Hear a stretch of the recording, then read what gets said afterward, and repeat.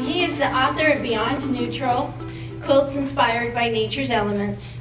He's a contributor to Modern Quilts from the Blogging Universe, which is a very popular Martingale book. He's a co-founder of the Ezine Fat Quarterly and popular blogger known as Quilt Dad, D-A-D, and father of 3 who enjoys sewing and quilting. I am so happy to be able to introduce you to John Adams. Thanks, Karen. If I'd known you were making those skirts, I would have asked for them. Cute? Can I take this off? It's a tree skirt. I don't know. I think I'm stuck here. Okay, I'm stuck here. Well, good afternoon, everyone. Thank you so much for coming to the Schoolhouse, and thanks for coming to learn about my new book, and maybe a little bit more about myself as well. I'm very excited to tell you guys a little bit more about myself, about the book. Any shop owners in the room?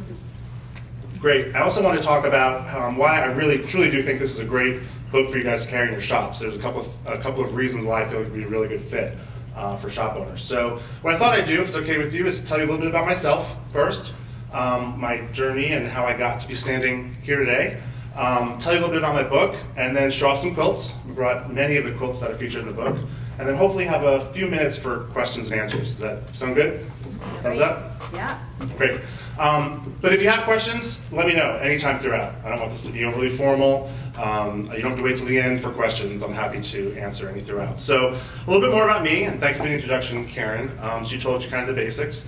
I have been sewing now for about 8 years. About 8 years ago, it really was a function of me coming home from work every night. I do have a day job. Coming home from work every night and sitting on the couch and watching television, and I was not happy doing that. I needed something else to do. I needed to express my creativity. I needed a hobby. I needed to do something. I've always been a sort of a creative person, but really decided at that point I wanted to learn how to sew, surprisingly enough, and more specifically learn how to quilt. It was just something that I was being exposed to, fabric shops in the neighborhood and on the internet, and really just decided it was something I wanted to do. So started looking at blogs, started looking at online tutorials. At that time, about 7, 8 years ago, all of that stuff was blossoming, right? New blogs were popping up, and all sorts of people were emerging as these online quilters and crafters and bloggers, and it was just really exciting. So took about a year and really taught myself how to sew, taught myself how to use a sewing machine, the basics of quilting, and I just really jumped right in. Was having a lot of fun. Decided to do some swaps, some online swaps. No one I knew in the area was a sewer for me to do things with. And to be quite honest, I wasn't really telling a lot of people in my personal life, hey, I've decided to start quilting. What do you think about that? If you haven't noticed, I'm not your typical quilter. But decided to reach out online and really meet a lot of people and make a lot of friends, and several of them in the room. Just really exciting to share this with people who had similar passions. So signed up for a couple of swaps. I was on Craftster, I was on Flickr, a couple of sites. And one of the swaps I wanted to do required you to have a blog to participate. It was an accountability thing. I guess they felt like if you had a blog, you could be found if you missed your responsibilities in the swap. So one day on a whim, I pulled up Blogger, pressed create new blog, and there it was. And the first thing I asked was, what do you want to name your blog? And I had no idea. Here was a screen in front of me. I had to do it. First step. So I just picked Quilt Dad, really on a whim. I'm kind of glad I did. It's worked out well. But if I had taken too much time to think about it, I probably would have overthought it and picked something else that would have been terrible. So at that time, I was like, well, this is going to be a blog about quilting, and I'm a dad, and that's kind of the biggest part of my life. So put the two together and came up with Quilt Dad, and it's kind of stuck. So I'm really happy with that. I live in North Carolina. I was born in Brooklyn, New York, in New York City. Grew up in New York City. Went down to North Carolina for school, and I've been there ever since, really, in the Raleigh area. I've got 3 children. I've got twin girls who are 9 years old and a son that just turned 8. And they keep me busy. I do a full-time job, and that's why the number one question I get is, when do you find time to sew? When do you find time to quilt? And the answer is I don't sleep much. So I do a lot of it at night after the kids are sleeping, and on the weekends and things like that when I have time. So it's been great. It's been a great journey the last 7 years. I've learned a lot. I've met a ton of people, and eventually found my way to Karen and to the folks here at Martingale to talk about what might a book from Quilt Dad look like. And that was really exciting. Such a wonderful opportunity. And 3 things were sort of coming together for me at that time. That's really what the book is about. The first one is, I tended to notice that I was gravitating a lot towards fabrics with a very natural feel. wood grains, botanics, things that feature very natural type motifs, earth tones, things like that. That's really where, if I look back across everything I've created, it kind of centered all around that. So I knew I really wanted to bring that forward. The second one was a lot of the questions I was getting from my blog readers and when I was at market, and when I was talking to people in the industry is, people really appreciated the way that I sometimes would put fabrics together, the colors I used, the prints I decided to combine together. And after looking at those, again, over the course of all of my sewing, noticed a lot of those center around not always relying on white as a neutral color, right? White's great as a background color, but I found that I was using browns and grays and blues a lot more than I was using the basics. And in telling that to people, learned that a lot of quilters, a lot of longtime quilters were very scared to do that. They were scared to break beyond white or off-white or black even for their background colors. And I kind of wanted to bring that forward a little bit in the book. And the third one was, again, feedback I received from people, other quilters, was that my quilts did a really great job of being masculine without being overtly masculine, right? Sort of the perspective I was bringing to the industry was quilts that didn't need to feature tools or ducks or camouflage or cars or motorcycles. You won't see any of that stuff in my quilts, but yet they didn't read as feminine at all. Even if I was using florals or botanics or things like that, they weren't reading feminine. So I kind of thought those three things all together were coming together quite nicely to really showcase a collection of quilts. So began working on the collection for the book. Originally slated for 15 original quilt patterns. We actually fit in 16, which was great. So for your buck, you get more pattern per buck with this book. But really trying to showcase how I was using colors other than white for my quilts. And really centered the book around the elements of nature, right? If I was using dark blues, they tend to look kind of watery, like the ocean or lakes or streams. If I was using browns, it was kind of like earth or tree trunks, things like that. So the book is divided out into sections that are organized around nature's elements. Reds for sort of lava and coral, blues for air and sky and wind, browns and greens, of course, leaves and grass and things like that. So that's how I organized the book. And the quilts just really, no pun intended, organically started to fit into that mold. So it was really exciting to see that all come together. I said I would talk a little bit about why I think the book is great for shops. One thing about my quilts, and again, I'm finding this very difficult to talk about myself. I don't know if other people who speak find that. So I keep saying what other people have told me is that my quilts look a lot more complicated to make than they are. So here's one of my secrets that I've never told anyone, I'll tell you guys. I barely go beyond sort of some of the basics of sewing and quilting in my quilt patterns. You won't find any paper piecing, you won't find any templates. I don't get too fussy around things like that. My patterns all rely on the basics. So I always like to say that my patterns are very beginner friendly. I really think if you find people who can sew straight seams, if you've got beginner classes or customers who know how to sew straight seams, can maybe make some half square triangles, maybe a flying goose or two, that's really about all you need to know to make most of the quilts in my book. It's just how I put all that together that really brings the quilts to life. So I really do think it's beginner friendly. And I also think the quilts in the book, most of my quilts in general, are kid friendly. Kit, not kid. They're kid friendly too, but kid friendly. I like to pull different fabrics together. I like to buy fat quarters and half yard cuts and get it all together and then figure out what to do with it and wind up using all of it. So the way the materials are portioned out by each quilt pattern really makes it good for kitting. And the ability to mix and match prints and colors across all of the different fabrics in your shop. So I'm really excited to see not just the quilts I put together, but how other people who make them, what they decide to do, what colors they decide to use, what prints they decide to use, would be really great to see. So that's a little bit more about me and about the book. Any questions before we start to show off some of the quilts? Great, show and tell. Okay, these are in no particular order. Here's a quilt. One other thing I haven't told anyone yet either, and I'm excited to give you guys the first scoop. All of the quilts in the book, when I started to name them, I was having a hard time kind of naming all the quilts and having it be cohesive and having it all stay together. And I took a step back and said, if the quilts in the book are all really have this inspired by nature feel, I decided to go to the United States National and State Park System and pulled every name for a quilt out of, it's a name of a park in the country. So I matched up kind of names that I thought fit the patterns and the colors that I was using. This one is called Glimmer Glass, and it features tulip pink fabrics. Tula's in the back of the room. So we've got some nice tulip pink fabrics here. This is in the coral lava section of the book. You can see it's kind of red. The predominant color is red there. It's actually, if you look closely, if you want to look after, it's a shot cotton. So it's got a nice texture to it as well.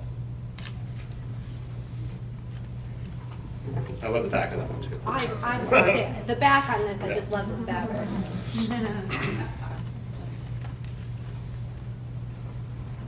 Yeah.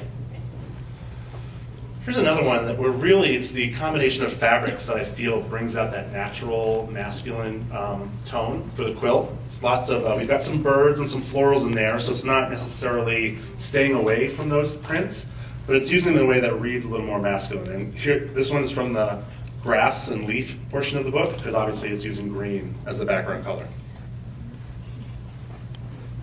And actually, I want to, if you can just maybe keep, here, I'll hold it. I just want to show kind of a sister quilt, because it uses the same fabrics. So both of these prints are in the, both of these patterns are in the book. But it's another whole quilt using the same fabrics, showing them in a different way. And that's actually my quilt that was featured in the Modern Quilts from the Blogging Universe book, which became the bonus 16th pattern in the book because we had room for it and it fit in so nicely with the rest of the collection.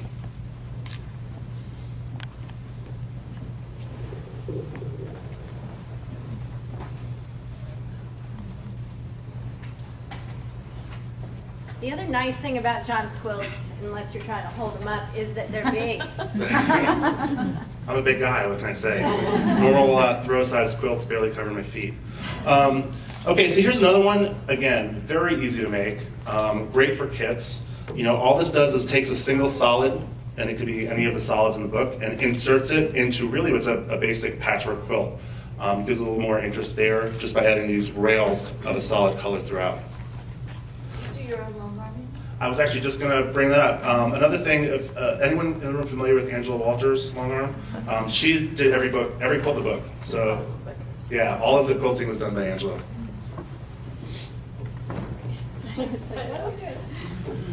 Here's one that I thought really could have some appeal for children. There's some whimsical Cloud9 prints in here, the suns and the smiley faces. Still has that natural feel to it with the leaves and the grass, but the red really is a bold statement. So here's something that could be great for children or anyone young that you want to make a quilt for. For shops too, a lot of these quilts are great, like this one for example, or the last one we showed, to show off a single collection. If you get a new collection in the store and you're really excited about it, you want to show off the collection, just pair it with a single solid fabric, and you can use every print in a collection in one of these patterns. You can't get them beyond quarters.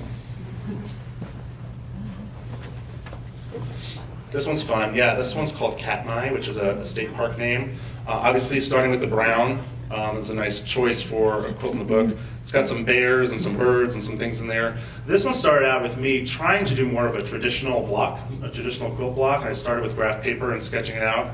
By the time I was done sketching the block out, it was, I think, 24 inches, a 24-inch block. I was like, wait, that's too big. I was like, actually, no, it's not. Let me make them and see how they look. So this was really just 4 big blocks with a border on the top and the bottom to make it rectangular. And again, with those big squares in the middle of each of the blocks, it's nice to show off sort of a feature print. What section is that one in? That's in the earth Earth. one. Mhm. Yeah, so this one really started with the collection I was wanting to use because the collection represented sort of a rainbow spectrum of colors, right? I was thinking of a way to mimic a horizon or some sort of a sunrise, sunset type of feel, using all the colors of the rainbow, starting out with larger blocks at the bottom and the bold colors, getting more subdued as you go to the top with smaller strips. So this one was made using pre-cuts, so there are some really great pre-cut patterns in the book as well.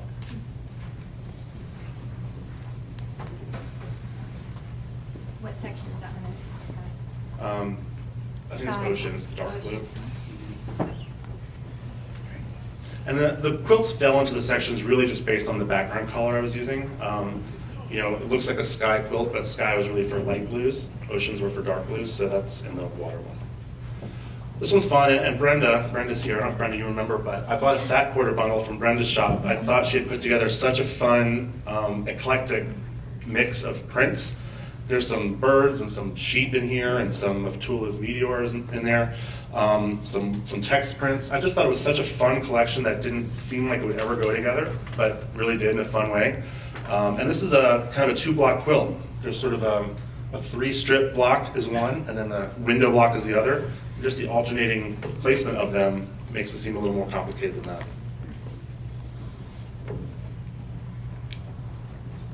Scrappy binding on that one, which is always a great use for leftover prints. We've got 2 more. Yeah, oh, this one's one of my. Yeah, this one's called Pinnacles, and actually this is the bottom. Oh, that's the bottom. And this was a quilt where I started making some blocks, and then I just decided, you know what, that's enough. That's enough of them. I wanted to be really, not because they were hard to make, because they weren't, but just because I kind of liked the sparseness of it. I liked all of the field of gray and the way that it brought the quilting out. So this, again, would be a really easy quilt for a class or to make up as a shop sample. But it's a great way to take a single color, if you really want to highlight that color, and a couple of prints that would highlight it. So this was one of my favorite quilts in the book.